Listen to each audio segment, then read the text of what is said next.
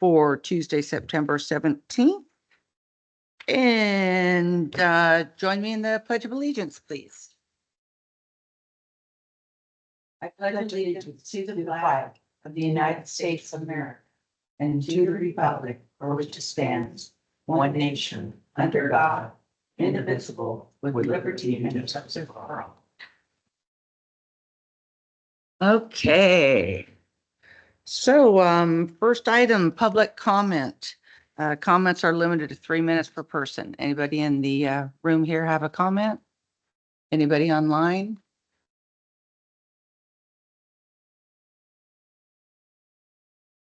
How about on the telephone? I've been listening that sometimes they can't raise their hand. If there's anybody on the phone that wants to say anything, go ahead and speak.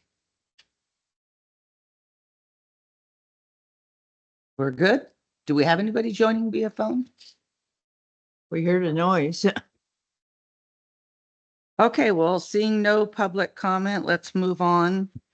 I'd like to have approval of the minutes for the meeting of May 23rd, 2024 and August 20th, 2024. So moved. All righty. So, do I need to vote on that or are we just good? All those in favor? Aye. Aye. All right, they passed. All right, going on to item number 3A, new business. Report on the monthly financial reports for August 2024. This is pre-audit, and we have Jeffrey Meyer presenting today.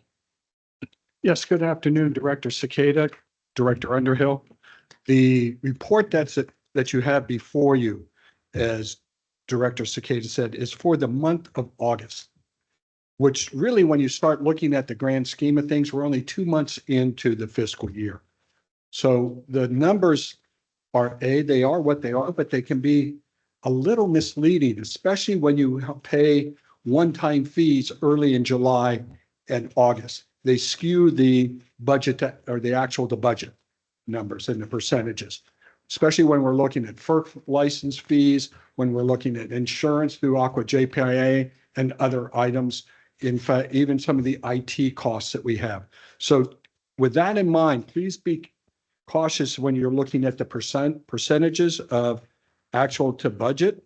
Some of them may look way over budget, but it's just because of that one-time nature. Sometimes they're semi-annual payments, sometimes they're annual payments. Can I ask one quick question Yes, ma'am. regarding that? So looking at item under miscellaneous operating 44500, repair labor. On your little description of why that's up, it says repair labor, can't talk, materials is customer driven as necessary. Does that mean that we collect money so there's an offset somewhere or whatever? It is. Okay. It's we bill whoever it is, whether it's a developer or somebody who wants us to do work, and we track our hours and bill them. So those expenses are somewhere in there. And does it say like the same thing? So it kind of, we collect the income, but there's Sometimes expenses or no? I'd have to look at each one, but most of the time it's labor. Oh, okay. So we're tracking staff time. So if More labor staff than and- yeah. materials. yes. Okay. All right, go ahead. The benchmark for 2 months in is 17%. And what we're looking at here, again, is skewed numbers, but overall, we're at about 13% on water and wastewater. But when you consider that, the revenues we get in July and August are parsed out between the 2 fiscal years. Because the bill that goes out July 16th, it only really affects 1/4 of the revenue coming in for fiscal year 24-25. The rest of it goes back to the prior fiscal years. So there will be catch up as we move forward. Because we always bill in arrears, it's a 60-day billing period. If you go from July 1 to July 15th, that's 15 days or 1/4 of 60. So 25% to the prior, or 25 to the current, 75% to the prior. When you go into August, it flip-flops. So we'll catch up on the projected water and sewer sales. We don't have any property tax revenues to date, and that's a big part of it. And the other ones is we're looking at our transfers in, which is too early at this particular point in time to start focusing on. But some of that is actually our debt service because we have loans that come out and we'll be paying some of those loans will actually appear in this quarter. Paid off. Pardon me? You mean paid off this quarter? No, no, Oh, okay. paid this quarter. Oh, okay. We do have one loan Yeah, we, that's been paid off, isn't the VACON, is that correct? One of our VACONs got paid off this year. uh-huh. Was that earlier than expected or no? No, it's on On time. schedule.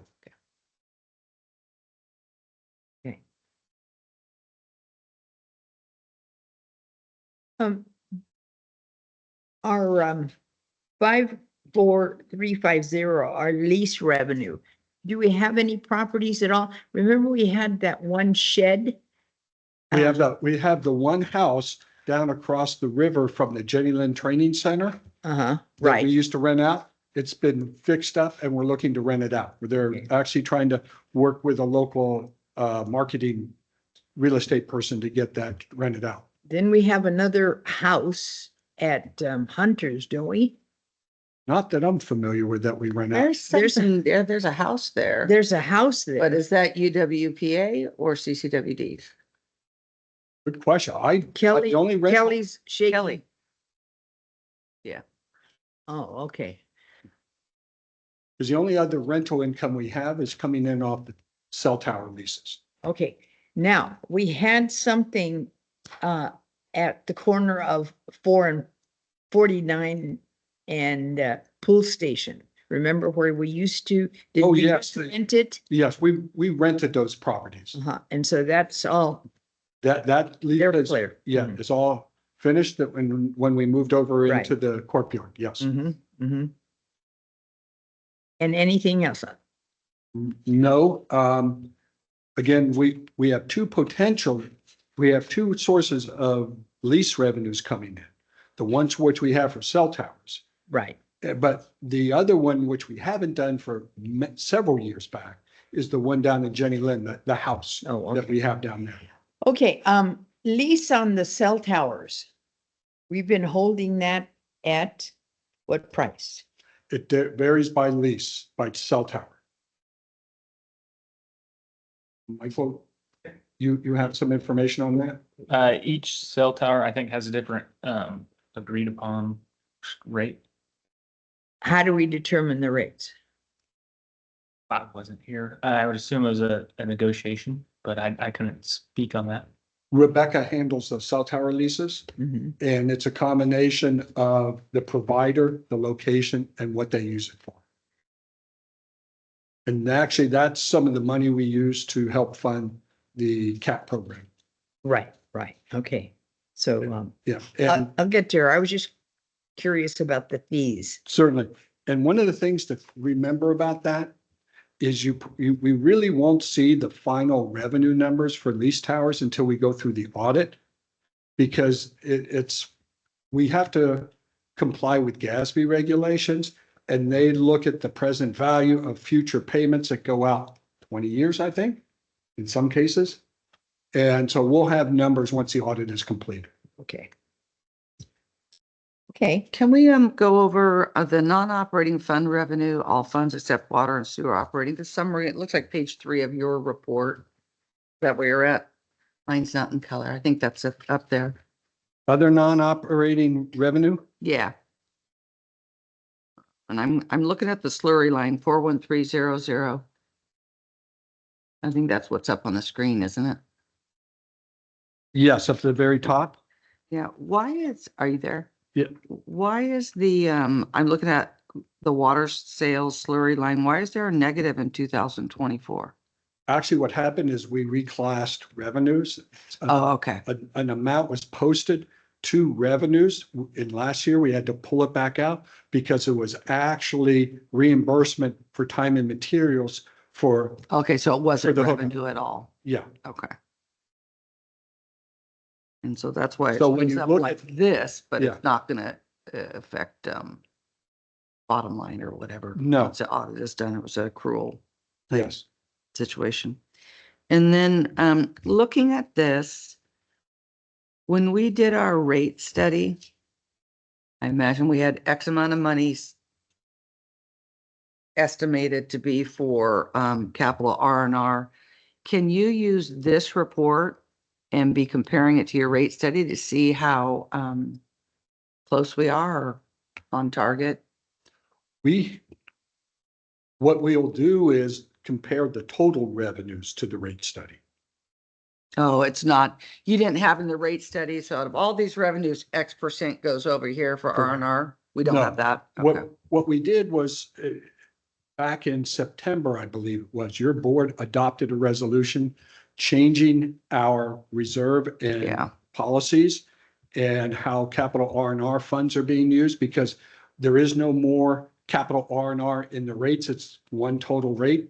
So what we're looking at is on the sewer side, it is 1.3 million of the revenue from the total revenues collected during the Okay. year go Yeah. into the capital R&R sewer, and 3.4 in water, because those are comparable to what we have been collecting over the prior years before we switched. And so this particular report shows what we actually put in that fund. That is correct. That's Okay, 2 so if months we're worth of, looking at 2023, we put in 3.3 and change, right? yes, And then 1.2 and change. And so these numbers, do they, well, I guess these weren't really included in the rate study, were they? Or were they 23 at that point? well, 23, remember we had Yeah, total some, fee, yeah. but we just knew So, dump it directly into R&R. yeah, so pretty much for 2023, we're not really looking at it that way. Starting with 2024 would be more a More better appropriate, basis. yeah, because we had 4 months of R&R rates going the split, because the new rates didn't go into effect until October 16th. So it was kind of a balancing act. We figured out how much we're going to need in totality. We looked at the total amount of revenue, and then we were backfilling, and we're still doing some work on the sewer side. So on the period that I'm looking at that says 2024, would that be the period of July 1 of 23 to June 30th of 2024? Correct. Okay, so with that one should be It's a little closer to goal of how much we wanted to put in there with changing that, wouldn't it, or no? yes, we're still going through close Okay, and moving things. So eventually that'll come up to about 1.3 million and To our goal. 3.4 million. Yeah, okay. to make it whole. So again, unaudited there. Yes. Okay. Um, Is there any way on this particular report, maybe in the notes, asterisk and put what our goal is based on that rate study, 1.3 and change? That way I wouldn't have to ask you. Sure. And I can look and get an idea of where we are. Okay. And how often is money put in these accounts? I mean, I know it's just a journal entry, but We how do often? it Monthly? Monthly, at month end Okay. close.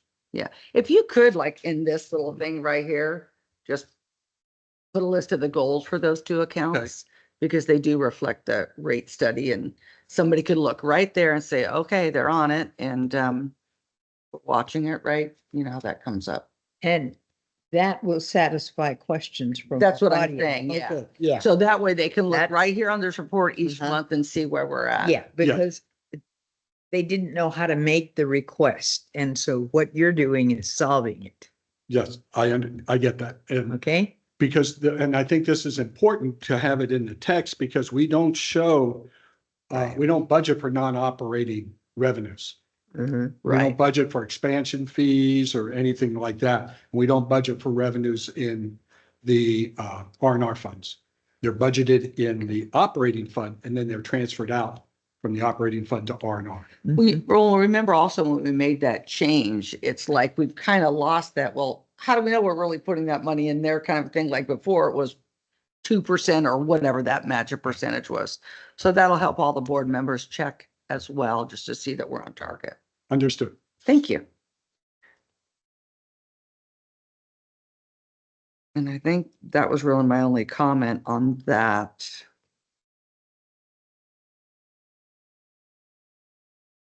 I'm good on that page. Everything looks great. The only comment I have on expenses, because it is so early, you know how a couple of times we've caught to where we've made that particular line item too short, like telephone once in a while. Is there anything that stands out to you folks today? And one that came up to me was, power, but I think this is, yeah, is this still by, is it a, is it a summary? PPA? No, which the pages on pages 5 through 7, I'm sorry, 4 through Four. 7. Yeah, page That's a roll-up four for is the where district. I'm at.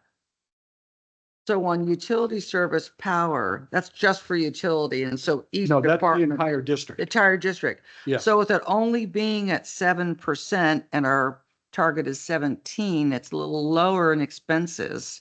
And is that just because I think Delayed in one of billing our on meetings, PPA. delayed billing? Yes, And I also heard that the power went down in price. They didn't charge, they didn't do that rate increase or something. So That is that will be correct. affected on Right. this. yes. So, what I want to know, if it's going to continually, if it is going to continually be less than what we budgeted. We budgeted in the rate decrease. Oh, you did? Yes, we did. We Okay. knew about that prior to the budget. Okay. And Alright, what then you're never looking mind. at there is probably just 1 month's worth of. It's just a off, yeah, one. Yeah. Instead of it's, yeah. Okay, yeah, but I mean, is there anything that, do you guys look at this and look for those particular, at this point, it's the shortages, it's not really the overages, especially for those that get paid earlier in the year. Yeah, we did have a little bit of excess in fuel and repairs for generators because we had a couple generators go down. Mm-hmm, That's on page 5. And that is, yeah. there were some unexpected repairs and work done on those. I think Damon talked about it in the last meeting too. Yes, Yeah. But yeah, I think looking at it today for those that aren't at 17%, and a lot of them won't be, but just to be able to say, huh, is that correct? To make sure we didn't do anything right. weird. And that's always the challenge when you're looking at budget status reports, Yeah, because you have some vendors that bill right away, others that may take a couple months. So right. you're always catching up, and you also have the timing of different charges. Because if you look at the page 6, under debt repayment, right in the middle Sure. of the screen, you see one at 51%. Yep. What's going on? You're only 2 months in. Well, we had our principal payment there, 1/2. So those things happen. It's just a matter of understanding the timing of the individual. Well, how often do you pay that interest expense? Quarterly? It's semi-annual. Okay, well, there you go. Yeah, Okay, back on page 5, bad debt is, Yep. That's when. What we line rounded off number and are sent you it at? To collections. right there, last one. yeah. And that you do quarterly-ish, Yeah, right? Yeah. yeah. Okay.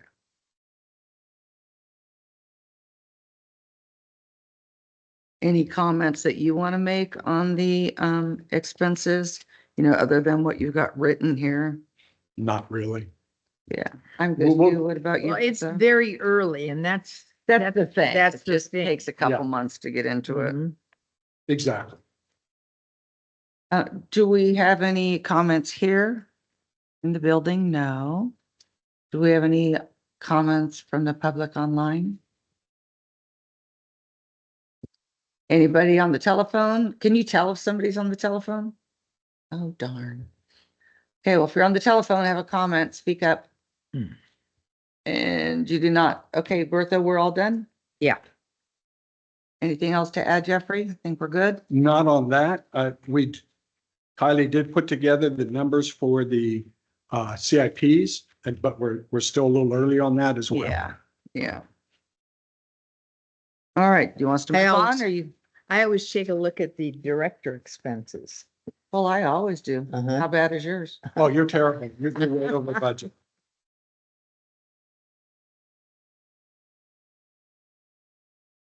Okay, let's move on, huh? Okay. All right, let's go to 3B, discussion regarding Tyler conversion and chart of accounts. And we have Jeffrey and Kelly R. I really hesitate bringing this item in front of your committee because I Why? know that I am going to get the stare down from Director Underhill because I'm changing fund numbers again. Yeah, Are we starting that again? Hey, at least I'm doing it.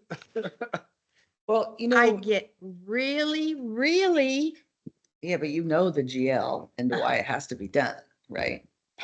Yes.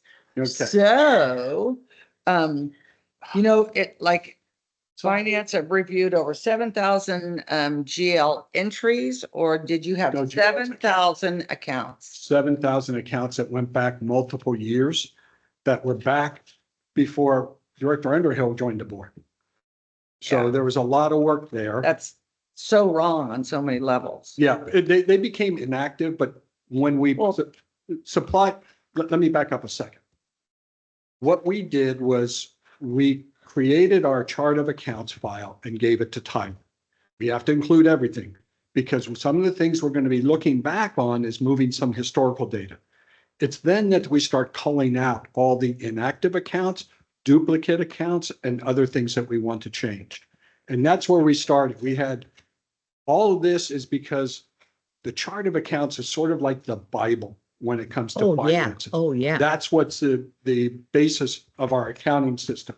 It's the It- foundation. It is the foundation and you have to have a good one. And part of what we're doing here is making sure we take the time and effort to review them and make sure that's right. And then that's one of the reasons why there's some changes in our fund numbers. We have as you're familiar with it, we have a 10-digit GL account number. The first 3 digits are the fund number, next 2 digits are the department, and next 5 digits are the account number. And the 3-digit fund numbers are for everything from operating funds, reserve funds, CIP funds, and expansion funds. And one of the things that was really driving this is the need to separate out our reserve funds to strictly water and sewer. The auditors have wanted to do this for a number of years. And it comes down to the admin building fund and the interest reserve fund. So as we went through this process, and it was an exhaustive process.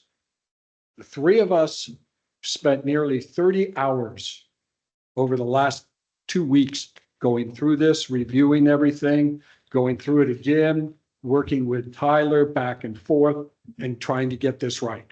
We had a meeting last Friday, and they think they've got it. They're going to take one more blush at it and then get it back to us. And then we need to review it and get back to them. And then with that. Did you say Tyler's going to Tyler. review it? Yeah, What about your auditors? Did you run it by I them? ran it by the auditors as well. And, So and their test procedure, you said you're going to look at it and how are you testing it? what they do is they go through and they make adjustments for all our changes. And we gave them that. They've run initial, and then they're going to run another one as they go through it, filter it out, and give us another list, a printout of all our general ledger accounts. Are you planning on this chart of accounts going live January 1? Or actually it should be Actually, probably July 1 in No, our it's- fiscal year? these are going to go live when we can go up and running in early November. And is there any reason why you selected that date and not some date that's an easier cutoff, like at least a quarter? That would have been fiscal year. Yeah, You know? the whole idea here was to try to get both the core financials and HR done by the end of the year.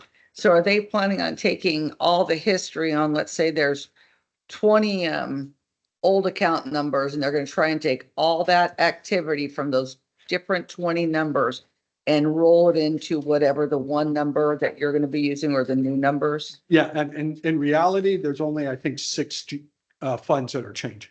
And I've got that in just a minute. Okay, so it's Yeah. not as It's not, it's not a a large major thing change. like with history. Okay. Yeah, and most of the changes are in expansion funds.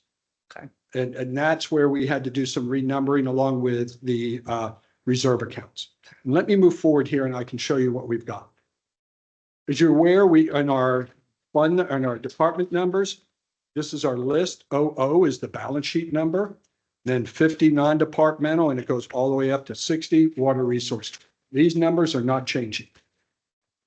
We also have our object numbers, which are 5 digits, and this generally follows the state controller's office guidelines. It's called the Gray Book. And it sets the parameters of how we need to set up our account number, our object numbers, so that it's consistent across the state. So when the state does its review of cities, counties, and special districts, we're all consistent. So this, we have little leeway in this. They give us ranges, like for us, salaries is a 6,000 and benefits a 6,000 range and so forth.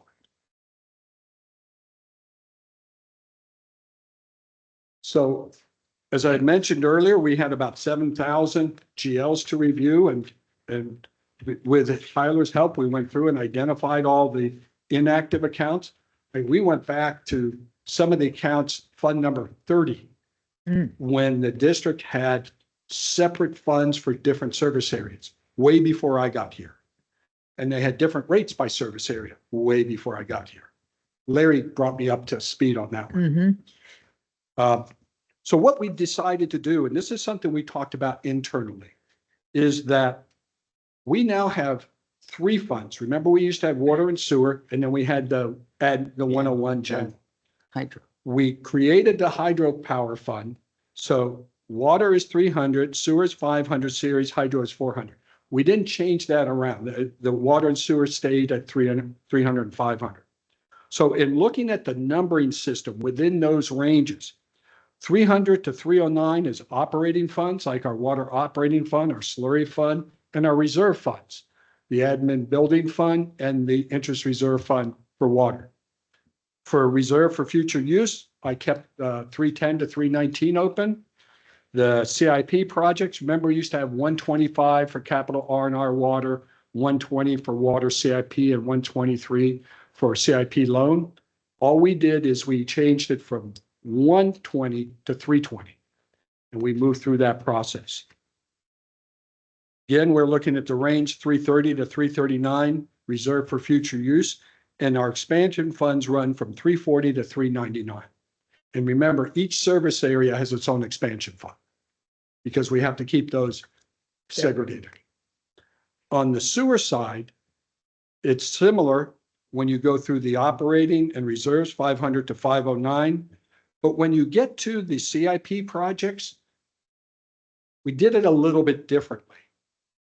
The sewer CIP was 130. The sewer CIP loan was 133, and the sewer R&R was 135. What we did is to keep them consistent with the water, we made them 520, 523, 525. Just so that when you're always looking at R&R, it's the last 2 digits are always 25, just so we have consistency. So those are new funds that we have. So, back to the operating reserve funds and reserve for future use. It looks like you have 300 to 309 potential numbers to be given to a certain group of income, right? Those are the different funds. Funds. Okay. So really it's just water and sewer, and then, because I'm looking at this right here, so all these broken down. Yeah. What are their numbers gonna? Let me Okay. walk sorry. through this, and I'll be able to answer those questions. Okay. The idea here is we want to keep operations separate from the expansion funds, separate from CIP. So when we run those numbers in 300, those are all our operating revenues, whether it's water operating and slurry line. So it makes it easier for roll-ups. And it'll be easier for the auditors and for audit, because everything in the 300 series is water, everything in the 500 series is sewer, everything in hydro is, 400 series is hydro. That's not the way it used to be, because up until even right now, we have some funds in the 100 series, 104 building admin and 108 interest reserve. We have to manually split those out at year end to separate them out. And that was one of the issues that the auditor saw, that instead of doing that, if we had them in their own fund series sequences, it'd be much easier to do roll-ups. So that was the impetus behind that. for us, accounting nerds, it makes much more sense to have everything segregated in that. order. Well, it absolutely does, but I was wondering, is that gonna be enough, Accounts, slots? ledger, Yeah, enough Yeah. ledger. yeah. Yes, Gonna we be enough? definitely have enough, because when I go to let me move forward. As I mentioned, we had to renumber a few of the different accounts, mainly in expansion. One water expansion fund, which was 304, West Point Water. That's now, we moved that into a higher sequence so we could have that range of numbers to get it Okay. out Oh. of the operating range to put it in its own. That's why my first comment was I want to make sure, do you have enough set aside for you for future? Yes, Are you Yeah. asking about the 5-digit account numbers? Probably, yeah. Those are staying the same. Those are, so it's really just that first three number and then, okay. yes, that's the key there. And as I mentioned, we had to split 104, the building admin fund, that was split into 306 and 506. Okay. And then 108 was split into three funds, 308, 508, and 408. Cool. Now, this is a little bit difficult to see on the screen, but you should see it in the PowerPoint. This is how we've laid it out into the description of the funds. The current number is in the current column, water, sewer, and hydro. Those that are highlighted in light yellow are the reserve funds that we had to split out. Those in the blue, right below it, the 120, 123, and so forth, those are the blue the water construction funds relating to CIP, CIP loan, R&R, and the USDA AMR, AMI fund number. So you can see we still have some room in that area there under CIPs. Say if similar to the green for CIP sewer, the CIP went from, and this is where when I talk about CIP sewer, that's where we register all our construction costs. It's billed directly to that, and at month end, then we move revenues over from the respective areas, whether it's funded through R&R, expansion funds, grants, or the loan proceeds. So 130 in sewer became 520, 133 CIP loan sewer became 523.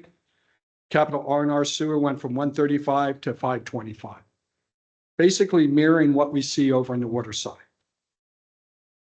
Now, when I talked about changing fund numbers for some expansion funds, you can see the water expansion fund for West Point went from 304 to 344. And as you look within those range of expansion funds, we have room to add more expansion funds if we happen to move into a different service area.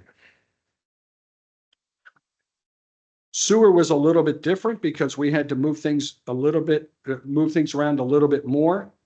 And the numbering was for Forest Meadows went from 524 to 540. Big Trees, 526 to 542. Vallecito, 534 to 546. 6 Mile from 536 to 548. And West Point from 624 to 554. And we still have room in there in case we need additional funds. But you've done such an excellent classification. Why are you going to create more funds? No, I'm just, why do we need to create more funds? I don't know. Uh-huh. I just want to give that flexibility in the future. Oh, Well, you've got to do it now for the most Yeah. part, planning wise, just in case. Yep. And Michael and Kylie did a great job of working on this with me, and we kind of put our collective heads together.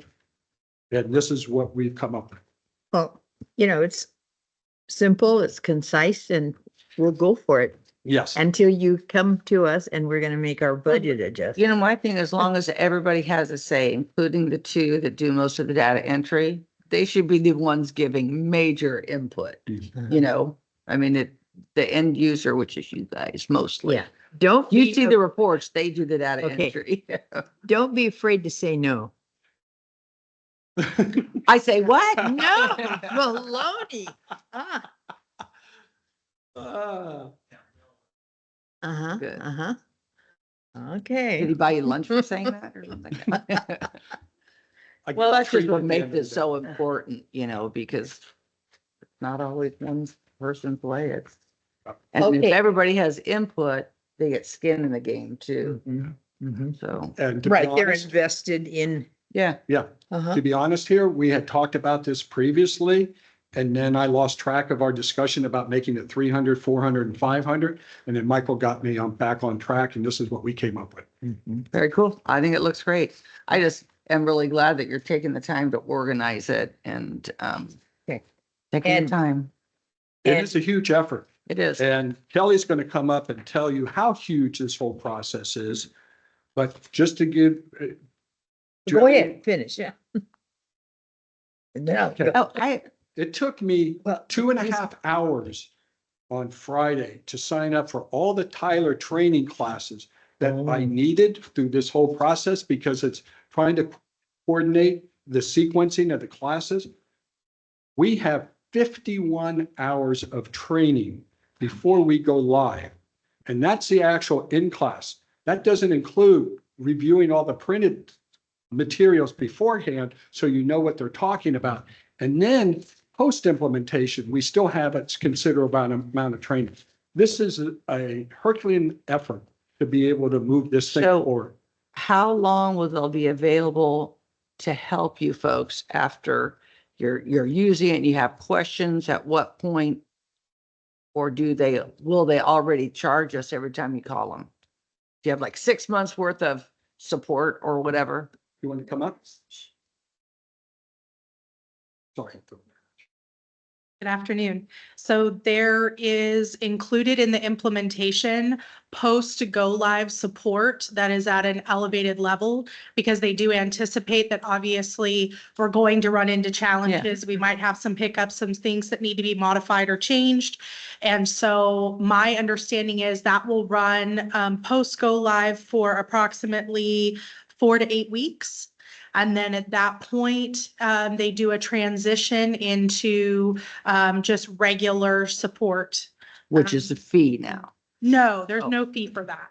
Oh, That is right, included in that's your what you said the annual last time. SaaS Uh-huh, fees. yeah. So we Good. pay annual fees for the modules that we have access to, and included in with that is the all support. support. Mhm. Mhm. Yeah, because like even, 4 to 8 weeks, you may want to get at least through a couple quarters anyway, and then that first year end will be fun, I imagine. Yes, Okay. and that, just to follow up on that, that ongoing support is going to be really helpful because there are some things we only do once a year. Yeah, so how And would that's you the remember audit that and once Fixed a year? assets, so their ongoing support is going to be very helpful. Is there tutorials within the system that you could just do a quick little 15-minute tutorial of how to do something and they like show you a video? That's some of Within the the program? training that's Wonderful. available, and they do have help that you can go in and click on a particular Good. topic. I'm sorry, Director Underhill? And now I've forgotten what I was gonna ask you. Wow. You want me to show you how? you- Well, no, I know. How are you gonna let us know, the status? We will provide you monthly updates through this committee. And I believe you're going to give the board updates every other month. Every other month. Good. Yes. And so we get it every month Yes. and then the full board gets, okay. Oh, and my next question was, I know one question that I had. The support, is it going to be like a telephone call, a Zoom call? How is it going to be handled? They believe it's telephone. You can type in questions, email them, and they'll get back to us. Do they have Within? well, we Yeah, don't know. I think we should pin that down. Yeah. But one other comment though, sometimes you have a particular programs where if you have an issue, they can dial in, you could watch what they're doing. Is Right, that right. It's a possible with remote Tyler? in, It's a Yeah, Bongar That's connection. really Uh-huh. a nice feature. Right. So Tyler offers several different support they have an entire support site and offering. So not only do they have Tyler University, which are instructor-led and self-led courses that they provide. Some of them are at a cost, some of them are not. It just depends on what it is you're looking for. They also have forums. They also have a search feature where you can search for documentation, presentations, how-tos, SOPs. So there's a database for that. If you're not looking for a particular support person to assist you, you just are looking for documentation or resources.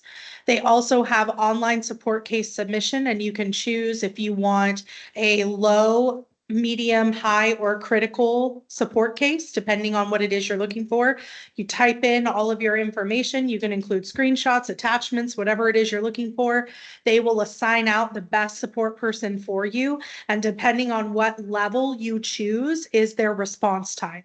Mm. So I'm not saying this is the greatest practice, but every one that I've put in, I've listed as critical and I've gotten a response within a couple of hours. Are they catching on?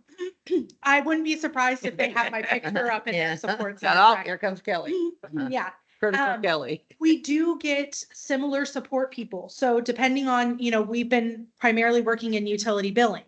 And so depending on what it is you're asking for, I will say Tyler's support is very siloed. So the more information you're able to put in, the more that you're able to specify what module or where within the module you're having the issue, then they assign it out to the appropriate support person. And the more it's in our benefit to include as much information as possible, you'll end up getting the support that you need. The more vague you are, it's harder for them to route you. It's very siloed, so you might get passed around a little bit. There's also a chat feature. They have a chat where you can get in there and chat with somebody. That doesn't seem to be as timely of a response as the support cases. You can also call it. So there's many different ways that you can receive support from Tyler once we are out of implementation. Great.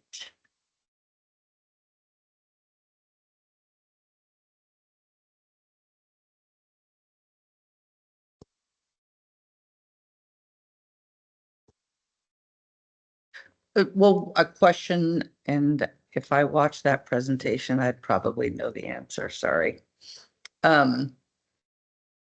When do you plan to have all modules up and running? Because we have this module, we have HR, payroll. Is that it? Just these two? No, and then there's ancillary systems under financial. We're doing the core financials first, and then some of the ancillary comes in toward Give the me an end. example of an ancillary. Budget. Okay. That'll be important. So we want to they get the core financials up and running, and then budget will be done by the end of the year, beginning of January. So the goal is to, the goal is to have everything up and running by the end of the year. Okay, all modules. Yeah. Nice. Which means there's a lot of work. In fact, Kelly and I are going to be here between Christmas and New Year's. Because of Come in all some those filing or something, whatever you can have. Weren't you here last Christmas, Kelly? Yeah, let's see, what's wrong with this picture? Yeah. You have a lot going on. Is it, are you trying to get it done by the end of the calendar year because of the comment regarding payroll? Because payroll should be done calendar year, especially if we're going from ADP to a new one. Otherwise, if you're gonna have payroll, two different companies in the same year, they're both gonna be doing, who's doing all the quarterlies, the year end, all that. You're gonna have two W-2s for employees, and I can see Right. that being a real nightmare with CalPERS stuff. Well, and I think that obviously comes into play, but I think there were several factors contributing to us looking at achieving an end date of calendar year 2024. So as you are aware, this has been a long time coming. And we can no longer work between two separate systems. It's just how it can't. works. And if you include HR in there as well, it's three separate systems. So it's time that we, bring everything into this software and integrate it all.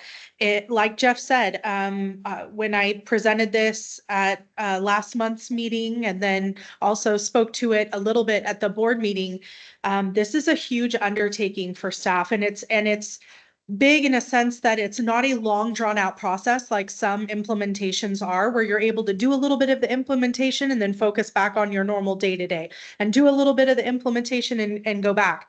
This is a very aggressive and short timeline, and the way that Tyler does the core financials and then the payroll implementations is in something called a block implementation, where it only goes for about 4 to 8 weeks, depending on what module you're implementing. So for example, core financials has a 3 to 4 week implementation period where all finance staff is going to be extremely hands-on in the implementation.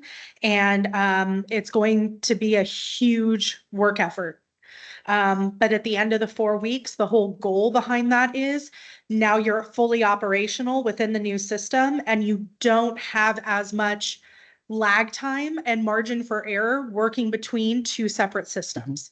So I think they do that, and they shorten down that time frame so that you can get everything up and running, test it, and then You're kind of boom, you're up forced and to. running. Yeah, you're and we've affectionately said it's ripping a Band-Aid. It is, we are ripping a Band-Aid off and we're going forward with it. So payroll and Stacy and Kate's element of it from the HR perspective will kind of overlap with the core financial implementation, and they will kick theirs off. So ultimately, everything, the bulk of our system should be implemented by December 31st of this year. Perfect. One other question, where are the files and programs stored? Is it on our own server, or is it in the cloud and it has to be accessed with internet Is this service? through Tyler? Yeah, on Yeah. our, Tyler what is is it? cloud hosted. They so if host- you don't have internet, what happens? So we were just talking about this the other day.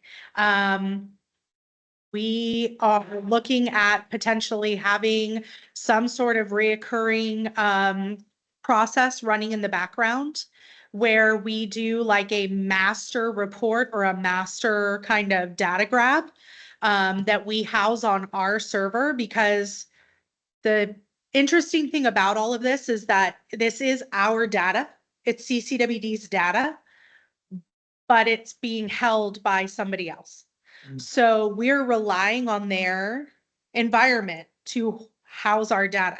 If something happens, we need to have a backup. And so That's, Dylan and I that's were what, talking that about was that. the word I was gonna. Yes, because say we to you, yeah. discussed when I presented this last time, Mhm. what is our backup? What is our, Mhm. and so Dylan and I had a conversation about what could that potentially look like? And we ultimately want to be responsible for our data.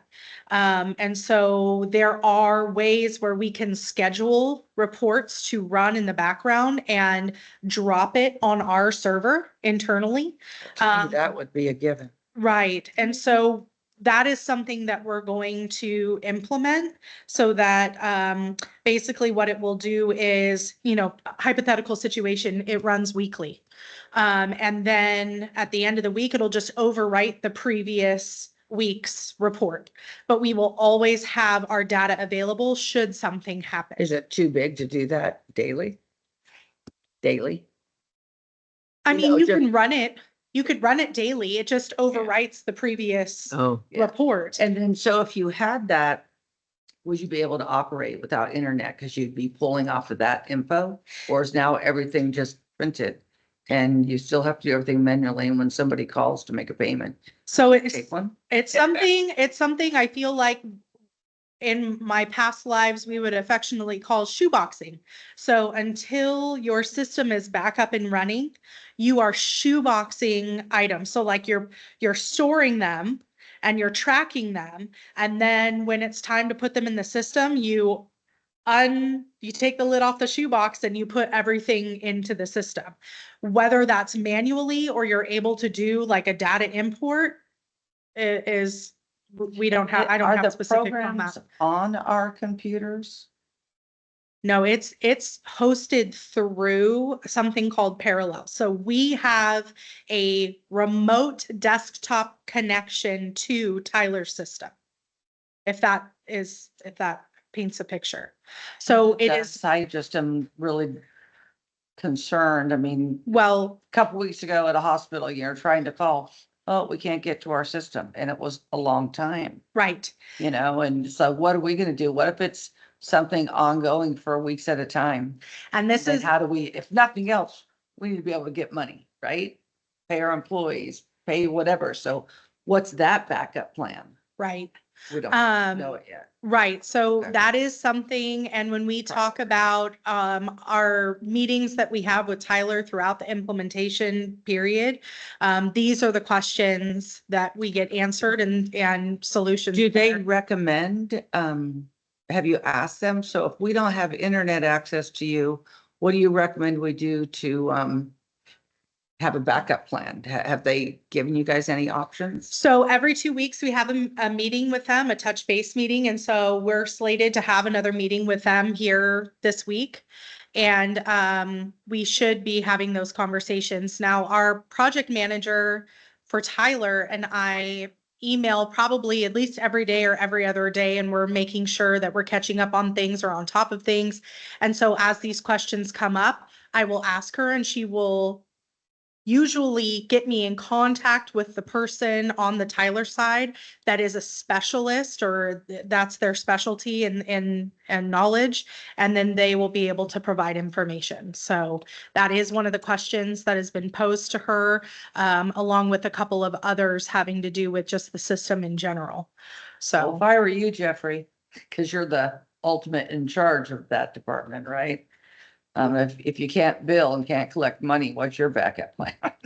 Because that's what we would be asking you folks, right? right. I mean, you don't have the answer now, and that's understandable, a lot going on, but I would have that by the time you're live. And that's one of the things we talk about, what happens in the case of failure.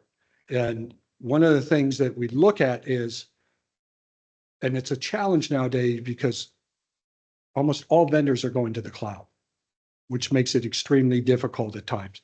Even Springbrook now is on the cloud. It's not Do you know why they on-prem. do that? Pardon me? Do you know why they? So do they that? can control it. Yeah, and make good, money. 'cause So it's always money they're gonna get from you. Yeah. Can't do And- anything else. And one of the things that Dylan has been working diligently on to DD work Diligent. is making sure that we have good, solid communications at all our sites. And he'll go into a little bit Yeah. more of that in detail in his presentation. But as far as dollars, remember, we have a significant amount of money in LAIF and in Umpqua to be able to cover our bills if for some reason Right, our UV right. system goes down. So that's why you always want to have reserves. And that's where we're covered on that end. When was the last time, if anybody knows, that we did billing manually, let's say, did we ever do it? Or when was the last time we printed our own bills and mailed them? Oh, Is not that happening long somebody ago. else? What, before I got No, So not that long ago. no, 20-some years ago. Yeah, that's not 20 plus, long. Yeah. Yeah, That's but couldn't we still do it today if possible? You know what I mean? No, we would still go out to a third party to bill. But generally, if you're looking at items, things don't go down, as Dylan was saying, Well, looking in at truth, backup. if we lose electricity and everything, that's not gonna be the worst of our problem. Yeah. So it'll be flushing the toilets and giving them water. Yeah. So, okay, I just mentioned those because They're good it may come questions. up, so just gotta be prepared the best we can. Yeah, developing contingency plans. Because the magnitude of this conversion is just, yeah. Just something else. Yeah. We have a really good team working on this. Oh, no, no, And- I don't have any doubt. I don't have any doubts as No, far no. as our team is concerned and your anticipation of problem areas and Yeah. what you can do and everything, but I'm just saying that, It's a lot. It'll be nice for you folks to have, a normal operating type thing. uh-huh. If that's the right Yeah. word, who knows, but, The- just a normal day where you don't have all these little things coming from ever different directions, other than customer calls maybe, but those will Oh, never look, go away. There will always be things coming in Yeah, different I was directions, talking but about this is a your large one. system. Yeah, How nice to have it all working.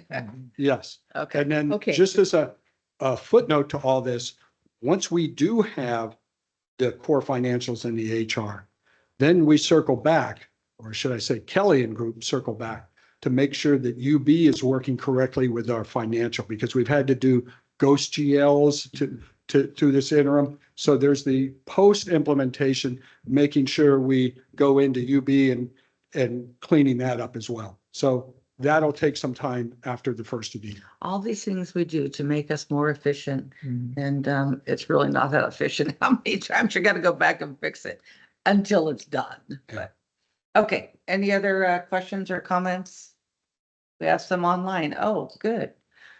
Okay, who do we have there? This is Francisco? Yes, ma'am. Let's start with Francisco. Hi, Francisco. Your Hi, comment? Good afternoon. I have more than just a comment, more like questions. The Do you first have one him- is Do you have to there going unmute to, him by any chance? pardon? Can you hear me? Francisco, did you have a comment? Yes, can you hear me? Can you hear me? Stand by. We can't hear you, so let's see if we can get our IT person up here.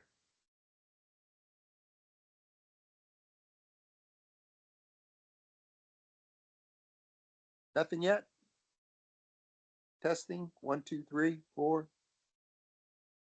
My mic is on. Hello? Test? Test? Test? Yeah, we can hear you online, Francisco. Okay, so. Oh, online- there you are. Francisco, I'm Yeah. sorry, we're Start just now again. hearing you, so you're gonna have to start over. I'm sorry. No problem. It was just a bunch of tests. So here Oh, we go. okay.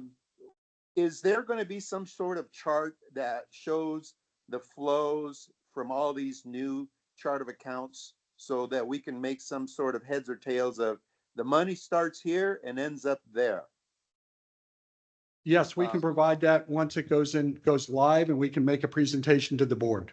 Fantastic. Okay, With the recharting of accounts, how are we going to reconcile what was done for the cost of service study and seeing how we're doing on that, since it'll be a completely different set of accounts in less than 3 months, and we haven't done any kind of, how are we doing on the first year, or the rate increases? Sure. And when we're looking at the chart of accounts, when we move funds from one fund to another, it's moved in its entirety. We're not mixing funds together. So we'll still be able to isolate those funds and compare them to the cost of service module. And as far as the cost of service, where we stand, our auditors will get our numbers as of in September. So the audit will be worked on and hopefully done by the end of the year. However, that being said, remember, we're only looking at maybe 6.5, 7 months of new rates within 23, 24. Yes, So I it's understand.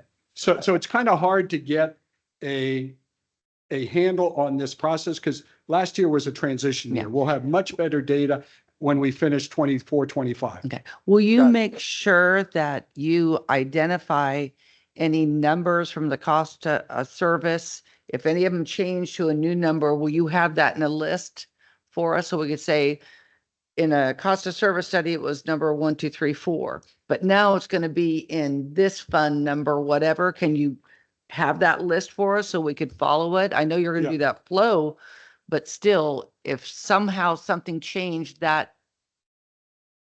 lot, I'd like to have some kind of a cheat sheet saying what went where. And when you look at the cost of service, let's take water, for instance, because remember, we had separate models for water and sewer. Okay.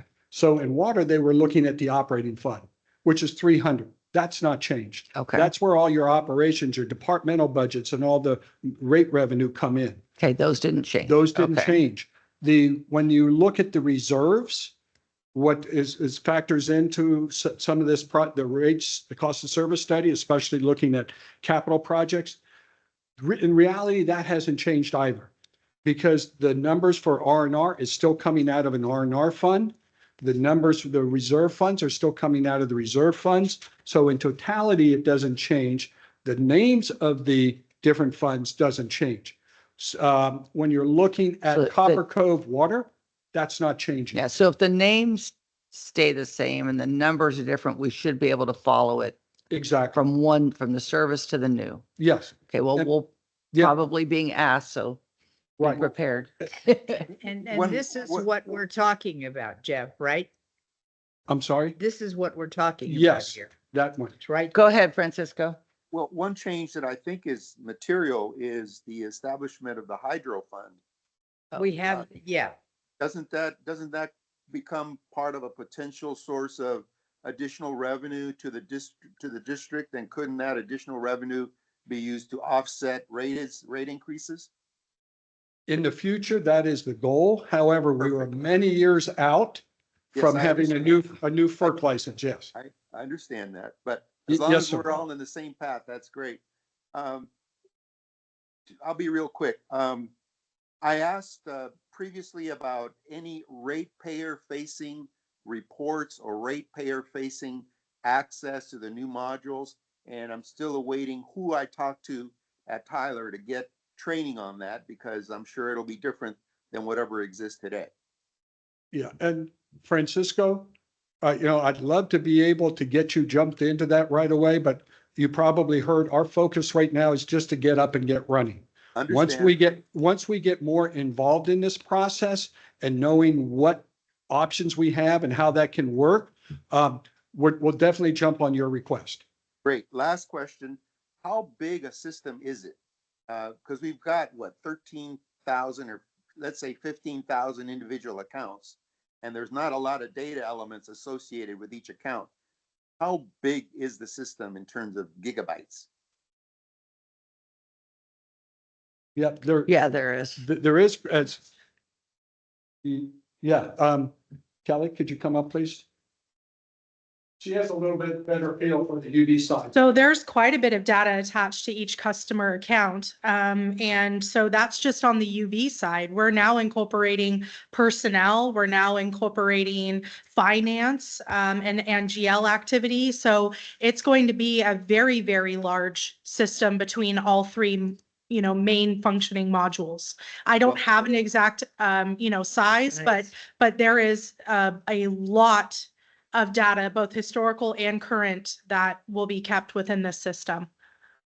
Yeah, I used to work in systems that dealt in acres of disk space. Acres. And yes, acres. We were the second largest purchaser of IBM disk drives for a long time. So I'm familiar with the vagaries of system size. That's why I was curious as to what this guy's going to require. And it doesn't sound like it requires more than a mini computer. But anyway, I'll wait for the answer. That was what I had today. Thank you. All right, thanks, Thank you. Francisco. Okay, Pat. Looks like Good it's your afternoon. turn. Hi, Pat. Okay, this question kind of pertains, well, since Tyler and data storage came up, it raised some questions with me about the quantity of data that CCWD is going to maintain on its own presence regarding historical data, things like that. Because if everything's transferred over to be under the control of Tyler, that indirectly gives them a tremendous amount of control over the company. And in the event of a crash of the system, which, I think all of us or some of us have at one time had a computer crash and lost a lot of data, where's that going to leave CCWD if there isn't a lot of historical data kept on hand? Just when we look at historical data, as you're familiar, we use Springbrook right now. And the data in Springbrook that we have actually go back to about 2007. That data will remain with us. We will have all that historical data on-prem. We're not going to have a ongoing maintenance agreement with Springbrook beyond this fiscal year, but we can access them and do a time and materials if we have a problem with it. But all that historical data will stay on site. And then Kelly and Dylan were talking earlier about how we're going to create possibly a weekly or maybe more frequently backup, so we'll have our own data on-prem.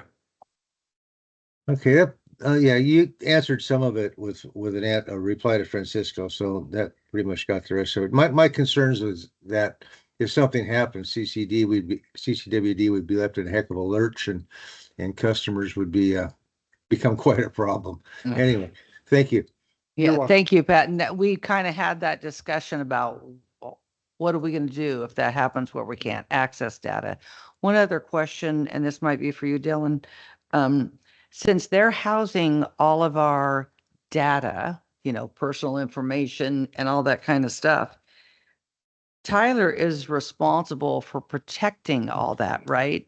So We don't have you- to pay anything extra. That kind of comes with all the stuff. You want another and- cybersecurity. Exactly. And so Yeah. they have that on their side. Yeah. Okay. Yeah. All right. I don't see any more public comments. Or do you have anything else to add? Or are we good? Nothing at this point. Awesome. Great information, you guys. Thank you. Thank you very much. All right, let's move on to item 3C, an IT update presentation with Dylan Smith. Hi, Dylan. Howdy, how are you guys doing? Good. I've been waiting for this one. No, it's been a minute. Well, I've been waiting for all of them, but it's going to be nice to know. Right. So yeah, today I'm just talking about basically it came up with a Starlink internet and just a few other items. Like I said, and also some of the challenges with other ISPs. That's been something I've been dealing with. ISPs, Internet Service Providers. Yep. Watch your acronyms. Yeah. That's why I had it up there. Yeah. So, and then also just explaining like why I chose Starlink and how it's really helping our employees versus what they had before. And then some other cost savings I've done, just little tidbits, and then finally talk about the grant that we'll be applying for. Perfect. Yeah. First, just going over just some of the internet speeds. The graph on the left is just going to be your download speed, like when you're trying to either access data. So for our employees out in the field, it would be mainly like mobile MMS, the work order system. And I've come across to where I've seen them trying to load data, and it's horrendous when it is some of the speeds It's like different. like, Yeah. yeah, Arnold or Forest Meadows. Those were very difficult to watch them just try to load up a work order. And then the upload speeds, I do show that just because it is important for if they are trying to transfer data, whether it's back to mobile MMS or maybe it's an email or something like that. So that does play a little bit of a part in that. Did you move all of our, all the buildings that need internet? Did they all get changed to Starlink? No, only the ones that were really like struggling. Like for instance, Lock Antenna on there, I put projected because that one will be changing to Starlink probably here in the next, we'll say like week or two or so. Okay. And I'm only doing it as needed. I'm not doing it just to make it to where it's one platform or anything like that. That's where the struggle comes in with like AT&T or even Volcano or cellular, whether it's AT&T or Verizon. The speeds and the data in today's world, it just doesn't work. Looking at Forest Meadows Hmm? and Hunters, even White Pines, it didn't look like they were that bad. What were you using before Starlink in those three places? So in Forest Meadows, it's a product called Cradlepoint. So that's either it's a device that allows you to use AT&T or Verizon for internet service. And at that particular spot in Forest Meadows, I could barely even, if I needed to go there to download a driver or something to set up a printer, I wasn't even able to do that. I had to wait 10, 15 minutes just to accomplish that task.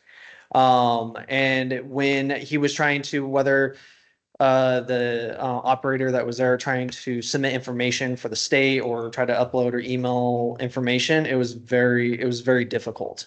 Well, I'm looking like it's not that much different. You're before and after. That's why I was kind of questioning.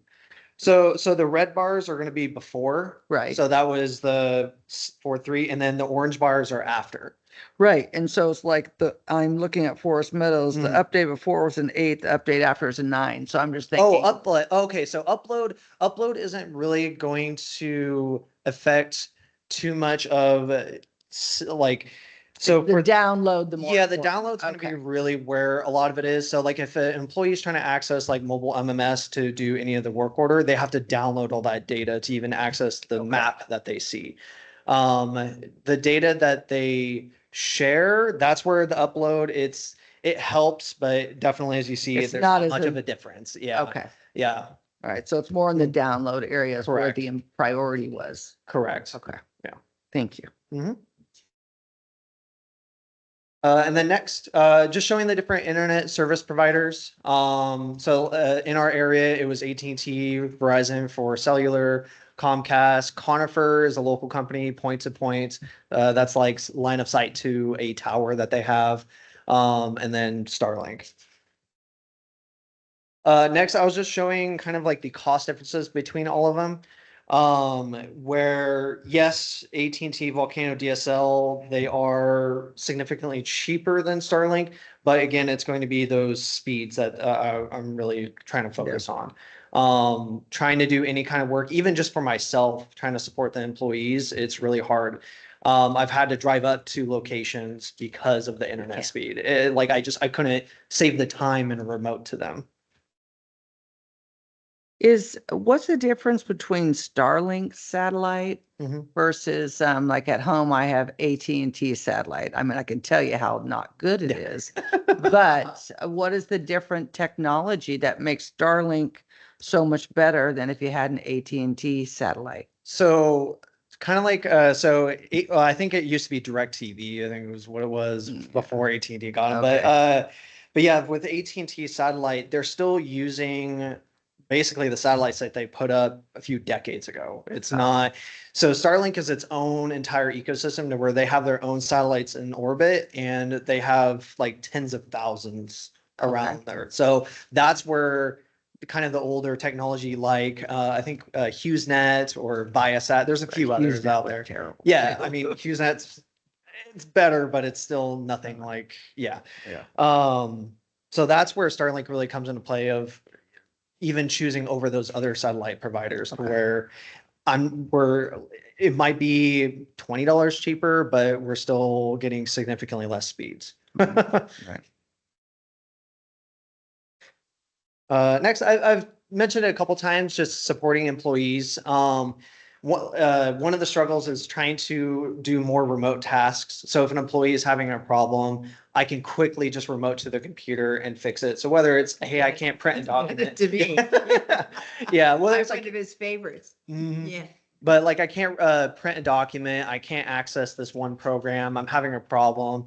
With Starlink, I'm able to do that like in an instant. I'm not having to either wait for something to open and now we're both waiting, or let's say the connection's so bad, especially in Arnold, when it gets towards the weekend, I noticed there was a couple times where I couldn't do it and I had to drive out there. There was no other choice. So whether it was myself or the technician. Yeah.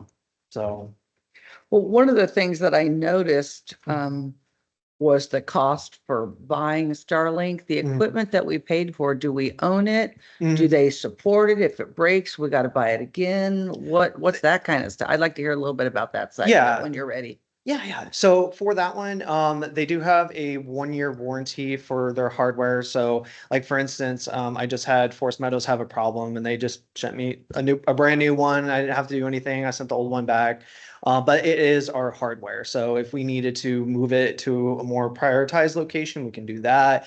If it becomes old, we can decommission it and I wouldn't technology you can't really resell once it gets to that point. It's hard. Is it going to be required to be? Yeah, An obsolete Is piece of equipment. basically. Is this equipment that we're spending, because there is quite a bit of an outlay for purchasing.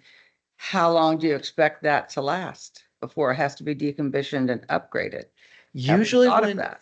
usually when it's that type of technology, especially for our needs, even if they come out with a brand new one that says it doubles the speeds that we have today, or even I can almost say for 5 to 10 years, I wouldn't say even. Well, couldn't they, like, because this is the hardware and the stuff inside, the little processor or whatever inside, couldn't they just update that?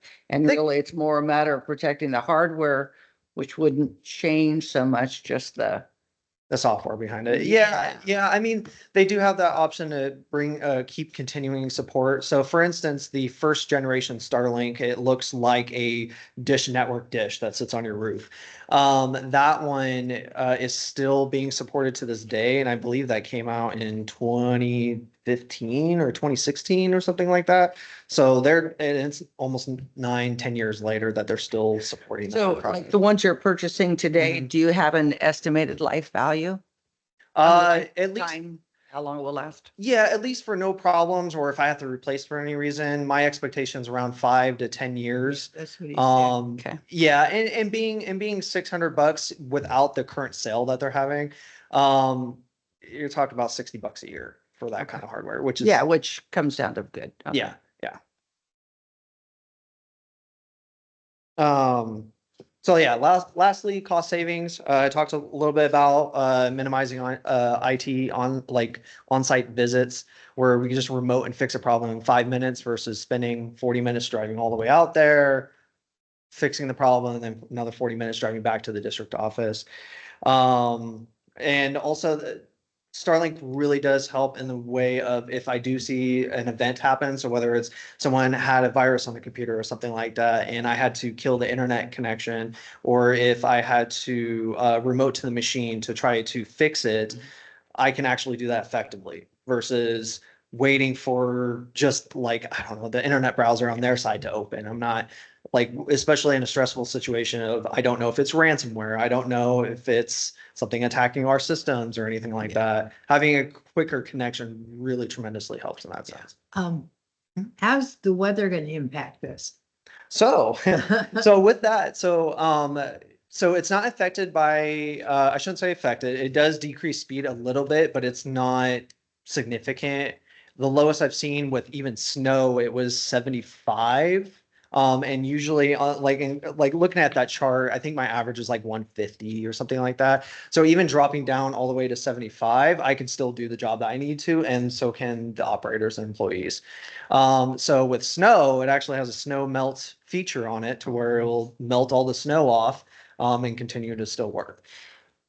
When you get Mhm. more people out there on this satellite land, is it affected? Is the speed affected? Because I know, Yeah, like at my house and like you Mm. said in Arnold, in the weekends it slows down. Does Starlink have the same issues? Yeah, that's going to be any internet service provider. It doesn't matter if it's Comcast, if you have fiber, or if Okay. you have AT&T, you name it. It'll all be affected. Doing it for as many years as I have, even in a high congested area, like I remember seeing somebody get speeds in, I think it was Merced, where it was at 60. And even then, that's still It's miles workable, ahead. but- Yeah, miles ahead of what they were. So, On this Mm-hmm. this slide that you have up here right now, adjusting our Microsoft 365 license, how is that? yes. Explain that cost savings to me. So with that license in particular, we were paying Microsoft directly on a per month basis. It was an annual contract, but every month we were paying them. Mhm. I was able to find new IT vendors and contract through them, and they have a discount where I was able to save, I think it depends on the product, but it was around 10%.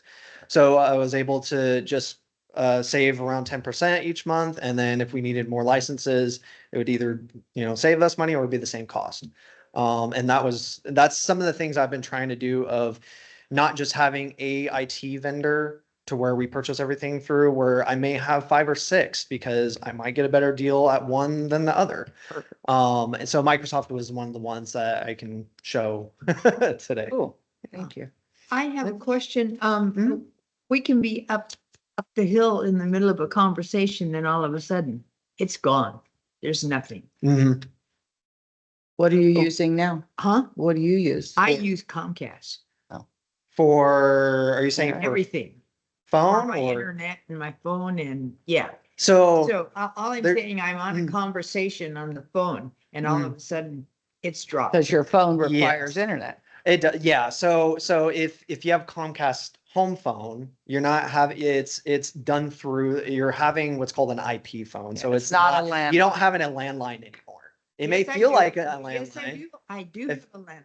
If it's through Comcast, It's not. it's at the end of the day when it's not going to be the same as AT&T of Volcano. AT&T of Volcano are actual like Wired. analog phone Yeah. lines, where Comcast you plug into your modem and then the phone line comes out.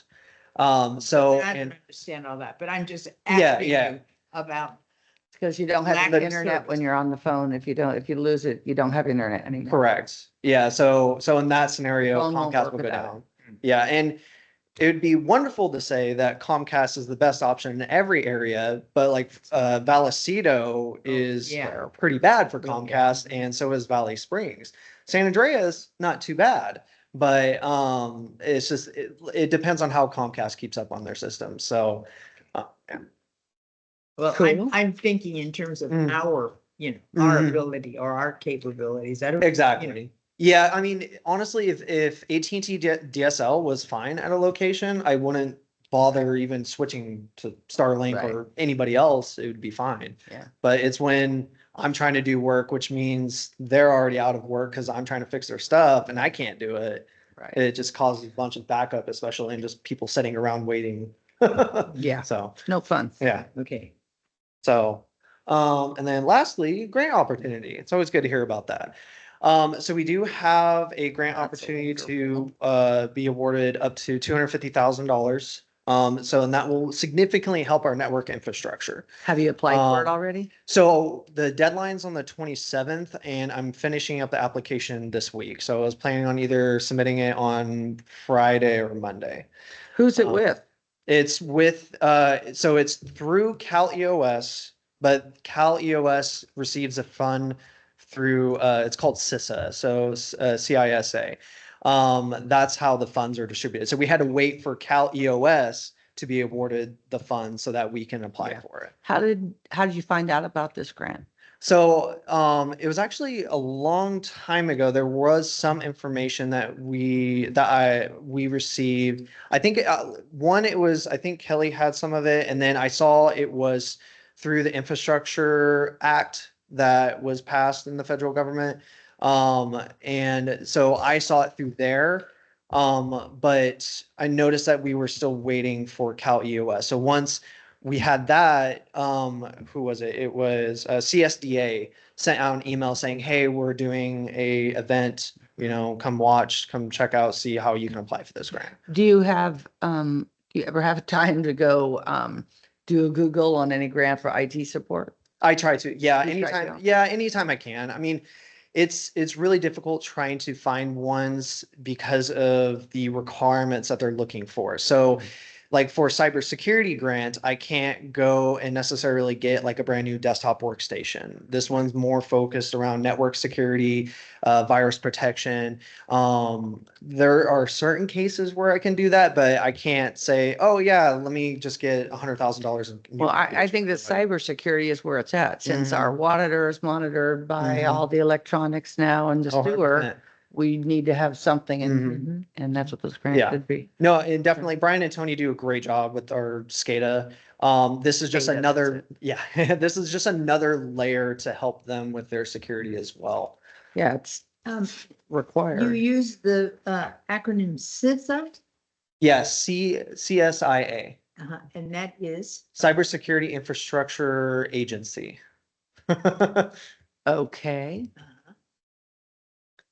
So it's, when I'm Googling CSIA is the easier way to find it. Cyber Security. Infrastructure Agency. Yeah.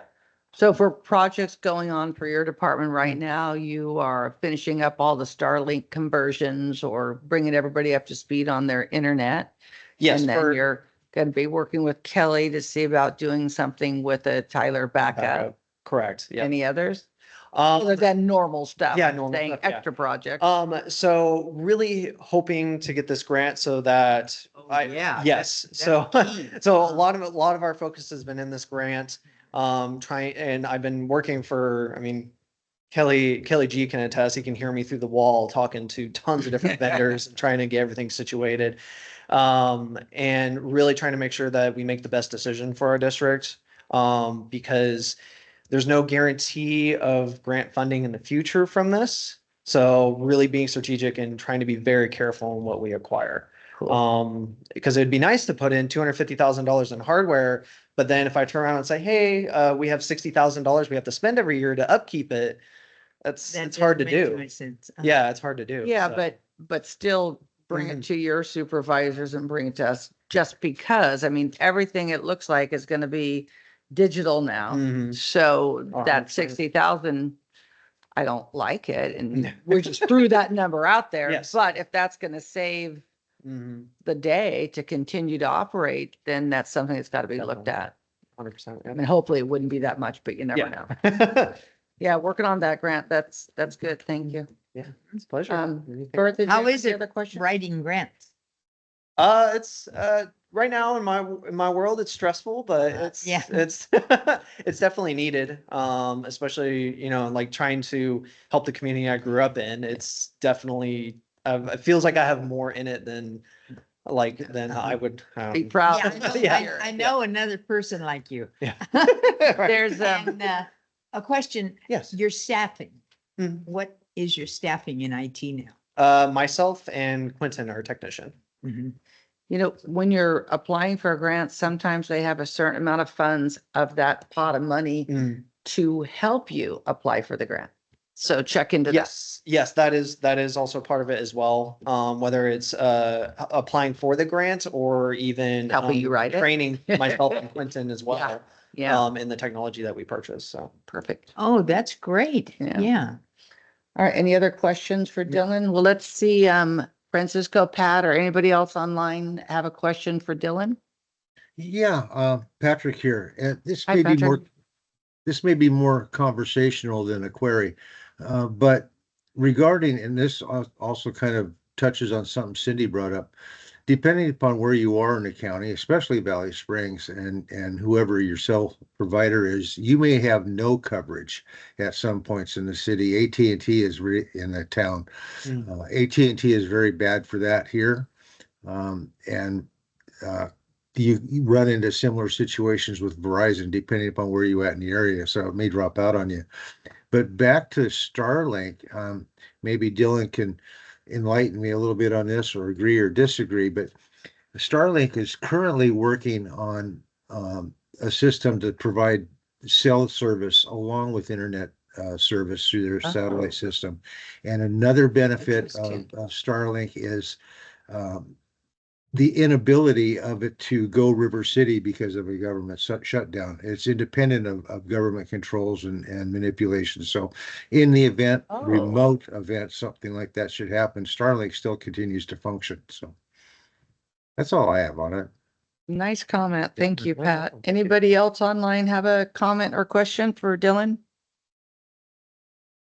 Yeah, all right, seeing none. Dylan, Sure. thank you. I really it's a pleasure. appreciate that. I That hope was that really is- helpful Thanks. for me. Thank you, Dylan. Okay, item number 4, Director of Admin Services comments. Jeffrey, do you have anything to say other than, hey? NTR? What's that? NTR? Nothing to say or nothing to Or- report? There we go. Not NTR. You're all good. I'm all good. All righty. Thank you. Does anybody have any questions for Jeffrey here online before he goes? He's gone. Okay.